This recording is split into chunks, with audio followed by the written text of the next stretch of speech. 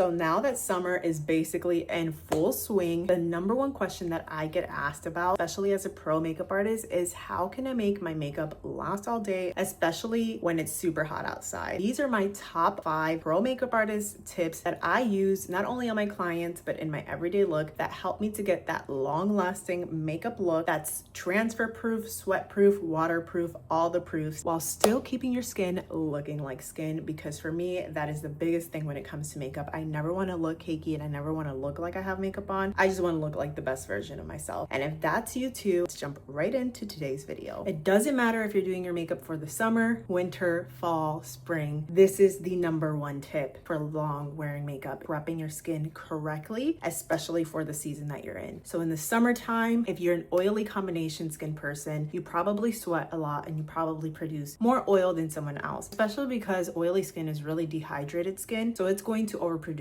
oil. Always, no matter what time of year it is, start off first by cleansing the skin and gently exfoliating off dead skin. I love using the First Aid Beauty Facial Radiance pads. You have the textured side that's going to help to exfoliate off dead skin on those more flakier, drier spots. And you have the smoother side that's really great for day to day. These are great too because they do cleanse your skin while exfoliating. So it's 2 steps in one. The less that you do in the summertime, the better it's going to be because your skin isn't going to be too overly hydrated and you won't create a slip and slide. Now for moisturizer, we're going to do a 2-in-1 again. Keep it very simple, especially with the oily combination skin. And we're going to go in with a sunscreen. Keep in mind that you can't just use any old sunscreen on your face. I know that mineral sunscreen supposedly lasts longer because of the way that it's created, but it does create a film on your face, which makes your makeup slip and slide and also doesn't allow hydration to fully penetrate, which is why I prefer using a chemical sunscreen, specifically this one here from Youth to the People. It is their Youth screen, packed with so much skincare and has some of my favorite ingredients like aloe vera gel and vitamin E. And I find that it's the perfect amount of hydration for any skin types, especially if you are more oily combination. It's not going to make you greasy at all. The biggest tip is making sure that you let this sit for at least 5 minutes and blot off the excess if you are oily, just to make sure that you don't create a slip and slide. We're going to do 2 fingers worth because that is how much sunscreen you should be applying. Because chemical sunscreens do absorb into the skin, it won't create a film on your face and you most likely will not be left with a white cast. I'm gonna really make sure to massage that all the way in. And I have been testing out this sunscreen for the past month and it has been wearing beautifully underneath all of my different makeup looks. So definitely if you're looking for a good sunscreen that also doubles up as a moisturizer, this has been the best one that I have found to date, especially since the Beauty of Joseon has been completely reformulated for the US and now it's a little bit harder to get. This one is a great alternative. If you've been following me for a while, you know how I feel about makeup primers. I personally think that they're a gimmick. The only primer that I have actually really been enjoying that I think does exactly what it claims to do is the Milk Hydro Grip Primer. Since this has so much other ingredients and skincare in here, it can sometimes be a little tiny bit too heavy for someone who may be a little bit more on the oilier side or tends to get a little bit greasier. Personally, really love using pure aloe vera gel meant for the face to help not only control excess oil, but also to help with redness, soothe the skin, and help your makeup last a lot longer. And it is a lot lighter than the Milk Hydro Grip, so it's going to almost feel like water. But before I put that on, I'm gonna go in with a little bit of toilet paper just to blot off the excess sunscreen on my face in my oiliest spots to make sure that we don't get too greasy. And we're going to take the smallest bit of this starting off in the areas where we do get the oiliest. A little tiny bit goes a really long way with this. And I will say, unlike the Milk Hydro Grip Primer, this does not leave your face feeling sticky at all. It literally just feels like you just put a gel moisturizer on your face. It's very lightweight and refreshing. I would let that dry for about a minute. Once you don't feel it anymore on your skin when you touch it, then that means that you're ready to apply your makeup. So when it comes to applying your makeup, the thing that I've learned about summertime makeup is you want to apply as little makeup as possible because you can use certain makeup products that are going to be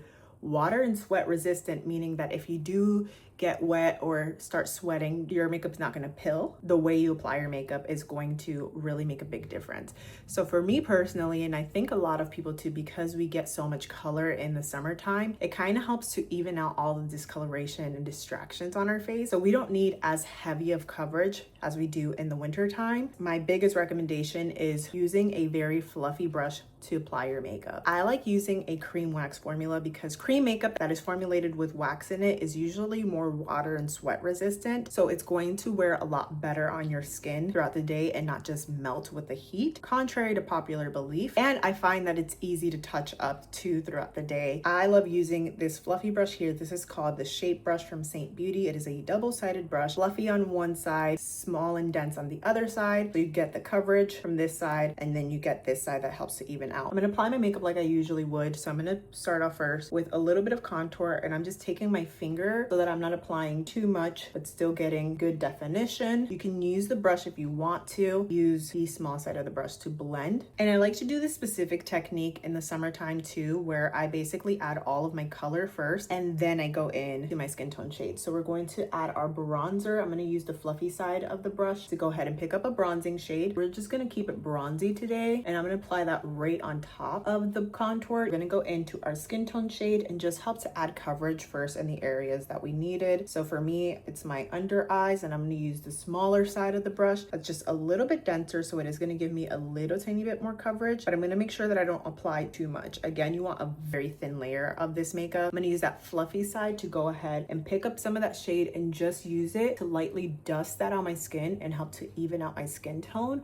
without being too heavy or too much. This is my favorite way to apply makeup in the summer, because again, it's going to make this very lightweight and thin, feel like second skin. It's not gonna feel too heavy or too greasy, and it's just gonna add the right amount of coverage without being too heavy. See how it literally looks like there is nothing on our face. It looks like skin. It literally feels like skin. It doesn't feel too sticky, which means that we didn't use too much product. If you're someone who's wanting extra coverage, one of my favorite products to use are cream correctors. Now, these specific color correctors are not like your average color corrector that you just smear on underneath and apply on top, and now you're creating cakiness. These actually help to filter out excess color on your face, and it's almost like a stain. So it's very lightweight. We're going to use a small little brush like this. I'm gonna pick up an orange shade, and I'm just gonna use that anywhere where I want extra coverage. So if you wanted extra coverage underneath your eyes, you can use that right on top to filter out wherever you have that darkness that's remaining. And I'll just use my finger to finish blending that out, and you can see how that's given us a little bit more coverage. So lightweight.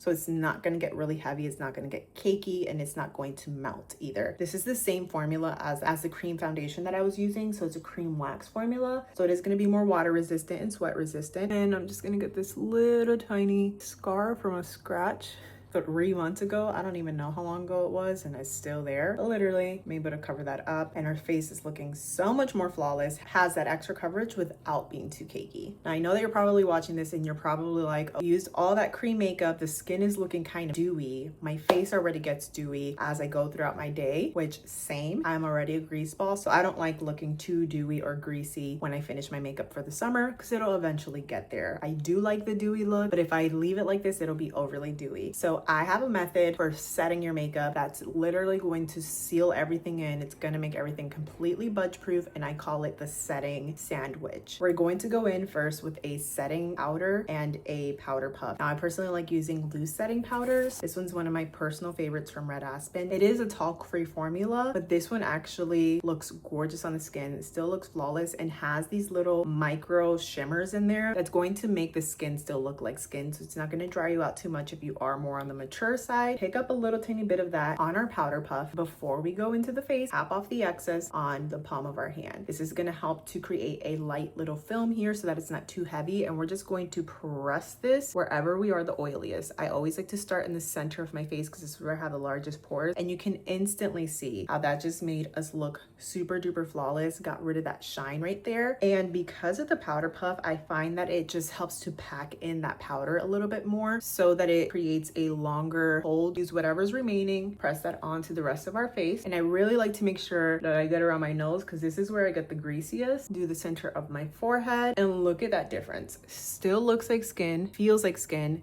doesn't dry me out like the Saharan desert. So now that our skin is looking nice and mattified, we're gonna go into step 2 of the setting sandwich, which is setting spray. Now, there's a lot of controversy on whether setting spray actually works or not, and I personally do believe that this does make the biggest difference when it comes to your makeup lasting longer, especially if you are more on the oilier side. Some people who have drier skin may find that powder is plenty, but for me, I like to melt in the powder And I find that this just helps to almost bind all the makeup together and create a seal so that your makeup just lasts a little longer and is more smudge proof. So this one has been my favorite go-to. This is the Milk Hydra Grip Set and Refresh Spray.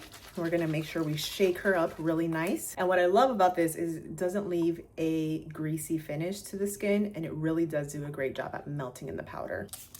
Plus, look at that sprayer. We're gonna let that dry completely before we do the last step of our setting sandwich. So I always do this final step, which is add just a little tiny bit of setting powder only on the center of my face. This is gonna help to absorb any excess oil, get rid of any shine, and really lock in the makeup. This is my pro makeup artist tip too. Whenever I'm doing professional makeup, I always put a little bit of powder after I do the setting spray just to get rid of the shine on the center of the face and help to really seal in that makeup. And look at the difference between this side here and this side here. It's so minor, but I promise you, if you do this, your makeup is going to last all day long. And once we have all of that done, our look is complete. Our makeup is completely transfer proof. And if you need a little touch up throughout the day, because I have gotten this question, little bonus tip for you. I really love using shine sheets to touch up my makeup whenever I do get oily or greasy throughout my day, especially if it is a hot day and I turn into a sweaty Betty. I let the sweat completely dry down, grab a little blotting sheet and just blot off the excess on my face. These have been my personal favorite, and they're getting discontinued sadly, so I'm gonna have to find a new favorite. But I love how large these sheets are, how one sheet does my whole entire face. And I also find that whenever I do touch up my face with this one, it's not making my makeup cakier, because I find whenever I add powder and my face has been sweating or if I'm greasy, that it just makes my makeup look cakey. It also does not change my makeup at all, so it keeps everything looking like as if I just freshly did it. I find that I usually don't have to touch up again. I'm gonna link this down below for you because they are 50% off. Really great price point. Those are my tips for long lasting makeup, especially in the summer. If you're an oily, sweaty Betty like me, let me know which tip you're going to implement into your routine. And if you have any long lasting makeup tips that you personally love, let me know down below in the comments, because I always love hearing feedback from you and hearing what's working and maybe what's not working. And if you have any other requests, let me know down below in the comments. And if you haven't already, make sure that you share this video, like this video, and subscribe so that you don't miss out on any other pro makeup artist tips to help you elevate your makeup like a pro. And I will catch you guys in the next one.